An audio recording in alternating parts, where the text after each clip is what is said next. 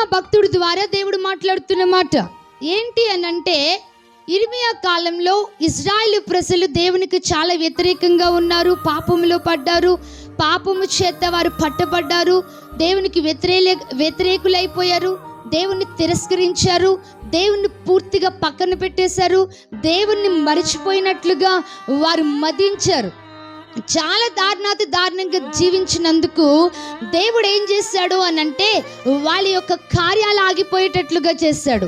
దేవుడు వారిని ఆగిపోయేటట్లుగా చేశాడు. అంటే వారి కట్టడాలు ఆగిపోయాయి, వారి యొక్క పంటలు పండకుండా ఆగిపోయాయి, వారి యొక్క వృద్ధి ఆగిపోయింది, వారి యొక్క వ్యాపారాలు ఆగిపోయాయి, వారి యొక్క సంపద ఆగిపోయింది.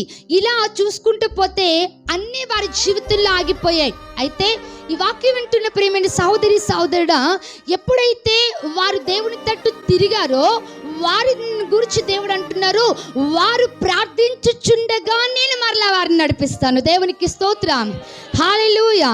ఇవన్నీ ఏమైపోయింది వారికి? చెప్పండి అమ్మా. ఇవన్నీ వారికి ఏమైపోయాయి? ఆగిపోయాయి. ఆనందం లేదు, నాట్యం లేదు వారి జీవితంలో, సంతోష సంబరాలు వారి మధ్యలో లేవు, దీవెన వారి మధ్య లేదు, ఆగిపోయింది.